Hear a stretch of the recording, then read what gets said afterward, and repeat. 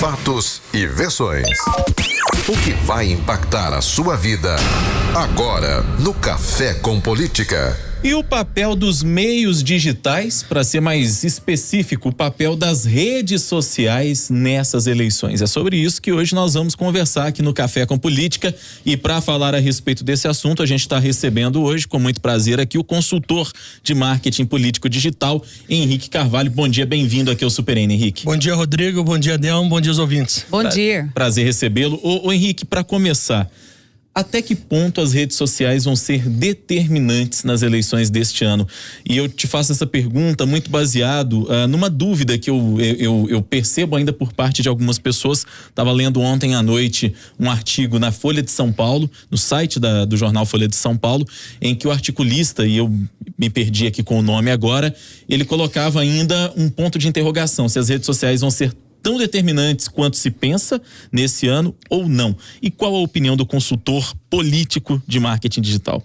Rodrigo, é claro que coloca-se um ponto de interrogação quando analisamos a questão das fake news, né? Por tudo que vem no cenário digital acontecendo, por tudo a questão de credibilidade, né? Que se colocou principalmente no Facebook depois do escândalo americano E aí se coloca esse ponto de interrogação, em que ponto as pessoas podem ser influenciadas ou não com os meios digitais.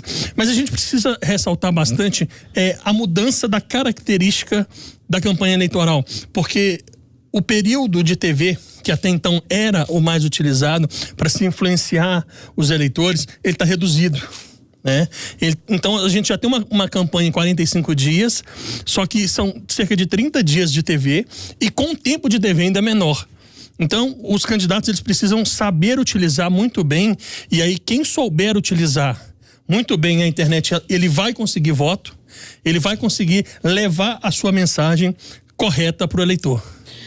Você falou essa questão aí de saber usar, né, Henrique? Porque não é. Muita gente pensa isso, eu vou colocar meu filho ali, meu sobrinho para cuidar, porque ele é muito novo, ele entende muito de internet, eu vou colocar ele sabe muito das redes sociais para fazer minha campanha. Mas eu vou dar um exemplo prático, assim. Às vezes a gente é bombardeado todos os dias com anúncios, por exemplo, de empresas. Hoje em dia as empresas estão cada vez mais presentes em redes sociais.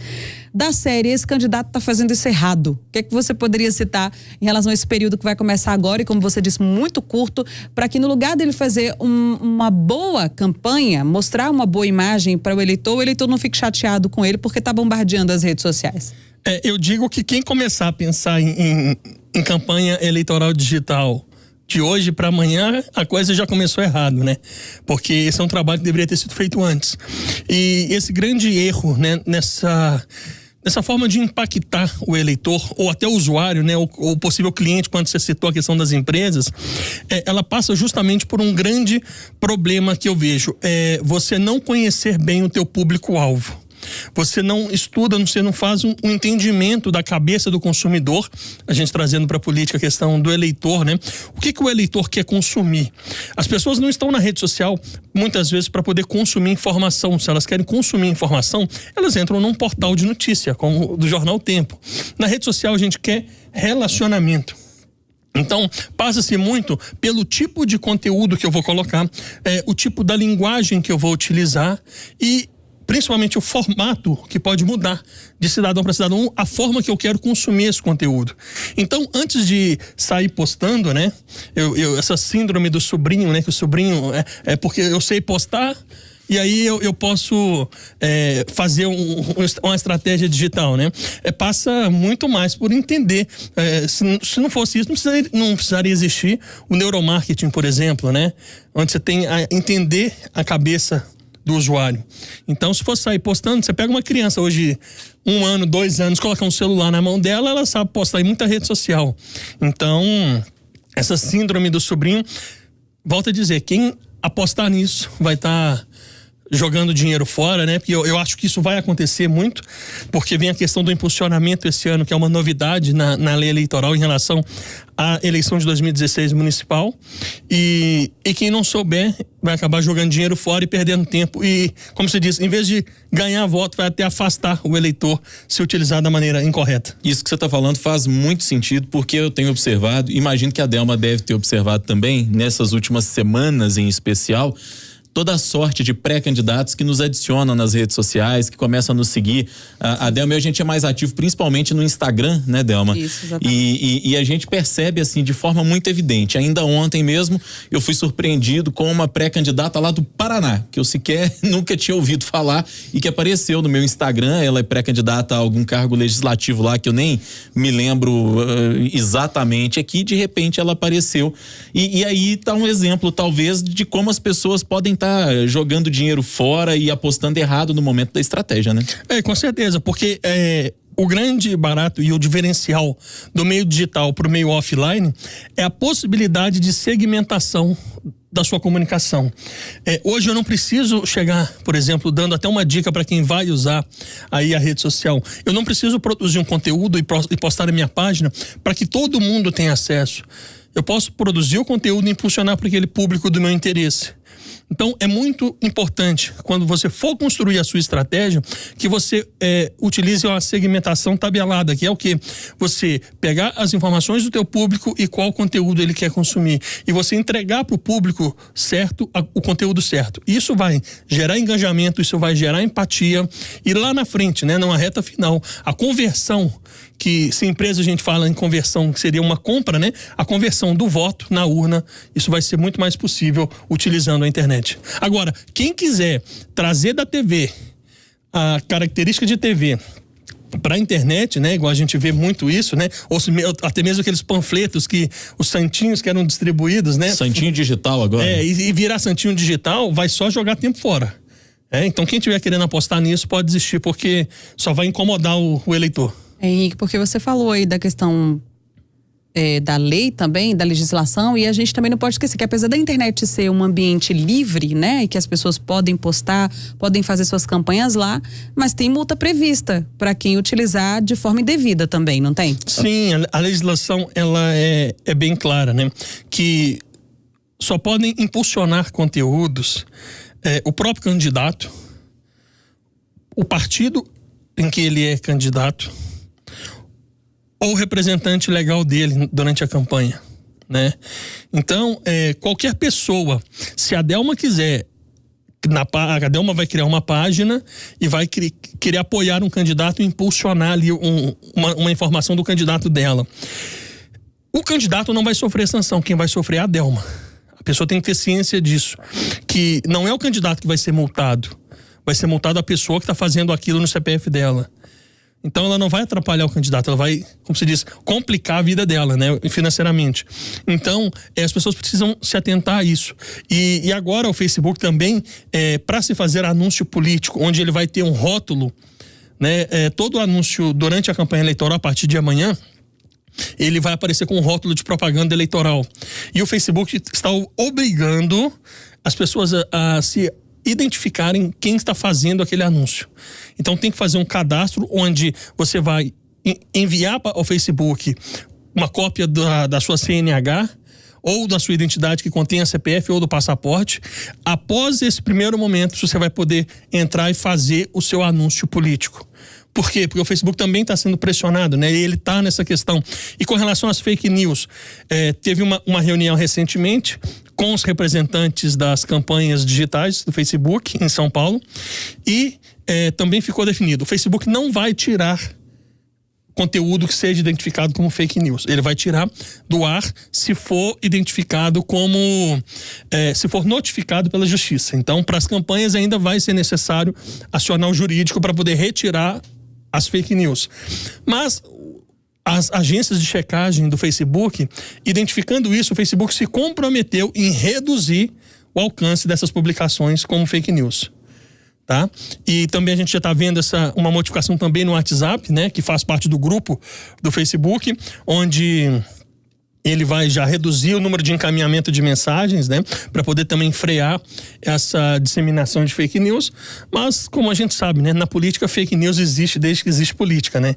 Não vai ser hoje que a gente vai conseguir acabar com isso, infelizmente, mas eu acho que já é um grande passo para um avanço. Quem sabe lá na frente a gente conseguir parar com isso. De alguma maneira elas só são potencializadas pelas redes sociais. Né? Tinha até um nomezinho para isso que alguém falou aqui um dia desses, eu não tô lembrada agora. É verdade. Qual era a forma antiga de fazer fake news? Eu vou lembrar daqui a pouco. Teve algum dos nossos especialistas aqui que nós ouvimos que falaram isso mesmo, que falou isso mesmo. Ô Henrique, eu tô prestando atenção naquilo que você falou agora há pouco, do santinho digital, da mega produção de vídeo que alguns candidatos de repente já apostam. E eu vou te fazer uma pergunta. A rede social, e você falou também que ela, muito mais que informação, ela é relacionamento.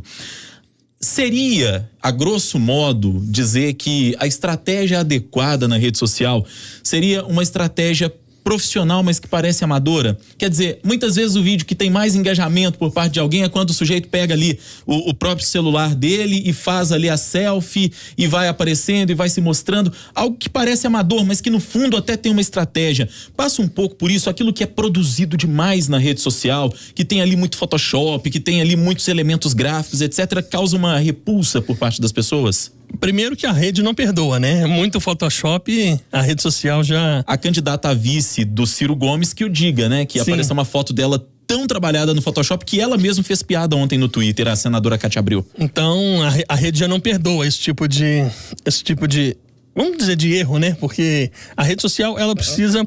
quando eu digo a questão da estratégia, ela passa muito pelo o que produzir de conteúdo, né? E você coloca muito bem, Rodrigo, quando você fala que às vezes esse conteúdo, digamos, amador, né, sem aquelas grandes produções televisivas, e até que isso influencia porque a gente não tem mais o financiamento privado, né? Isso acaba reduzindo aqueles milhões que se podia gastar, né, numa campanha eleitoral, e isso tem sim, né?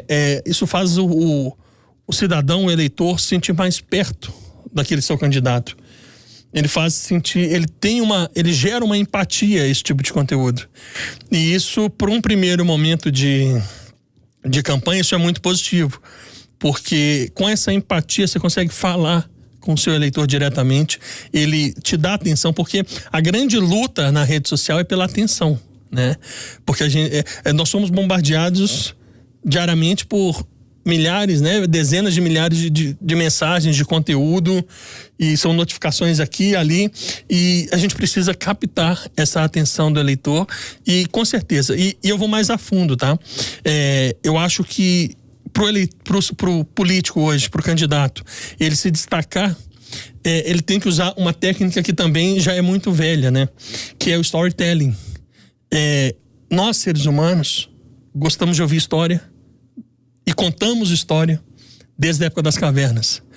Então, se você utiliza do storytelling para contar e fazer uma narrativa do candidato, isso gera empatia com o eleitor dele.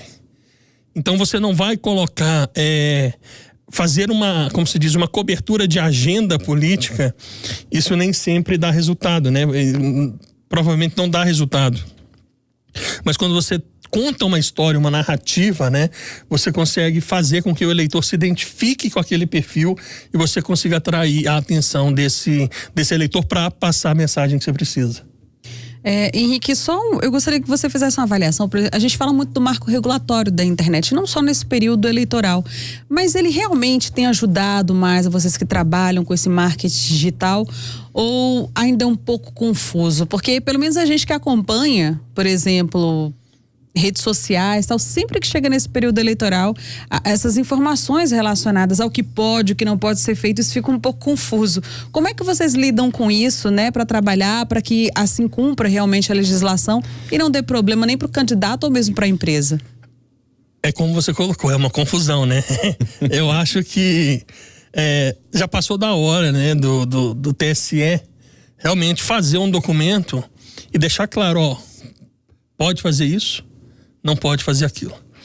Mas eu entendo que é tudo tão novo, e até para eles, né, que estão à frente, e às vezes também tem a dificuldade de entender um pouco desse mundo digital, né, essas pessoas que estão à frente no TSE. E isso acaba também realmente criando essa dupla interpretação, né? E aí cabe você trabalhar, nós do marketing digital, trabalhar junto com o jurídico, para poder entender, ó, se der brecha, talvez é melhor não fazer né? Porque a gente não sabe o que vem da cabeça de um juiz na hora de um julgamento ali. Então, o que dá brecha é importante não fazer, né? Aproveitar o que já tem de ganho, né, para essa eleição, principalmente o impulsionamento, né? A possibilidade de compra de palavra-chave também no Google, né? Onde você pode posicionar melhor o seu conteúdo, o seu candidato ali nos resultados de busca e aí partir para uma campanha com uso estratégico da internet para conseguir o seu voto. Henrique, a gente está caminhando já para o encerramento da entrevista aqui e eu queria te fazer uma pergunta. Na sua avaliação, nestas eleições, as redes sociais vão ser menos importantes, tão importantes ou mais importantes que a TV, que sempre foi vista assim como a galinha dos ovos de ouro pelos candidatos? Eu vou te responder aqui fazendo duas análises. Ela vai ser importante se o candidato souber usá-la. E a gente sabe que pela distribuição de tempo, muitos candidatos não vão ter tempo suficiente na TV, né? E, por um outro lado também, a gente percebe que a tela do celular está virando a primeira tela do usuário, né? Antes a gente tinha a tela da TV como primeira tela e o celular como uma segunda tela. Hoje já está invertendo, né? A televisão fica ali ligada, a pessoa fica só ouvindo, mas está mexendo no telefone celular. Então, eu tenho consciência que essa eleição ela vai ter muito peso, sim, a internet. A rede social vai dar muito peso, sim, ao resultado dessa eleição, independente pro cargo, né, que você for analisar, tanto o majoritário, né, quanto o proporcional. E eu entendo que, como eu disse, se você souber usar, ela vai fazer diferença, sim. Se não, se você for repetir o que se faz na TV e na internet, não se pode tratar dois meios diferentes com a mesma linguagem, com o mesmo conteúdo. Um tem que complementar o outro, né? Mas eu acho que com essa e também com essa perda de audiência da TV, eu acho que a gente tem que investir sim na internet para conseguir atingir o público que precisa e atingir o eleitor e converter no voto. Muito bem, conversamos hoje aqui com Henrique Carvalho, ele que é consultor de marketing político digital. Muito obrigada pela sua participação aqui no Café com Política, Henrique. Obrigado, Delma. Obrigado, Rodrigo. Foi um prazer recebê-lo.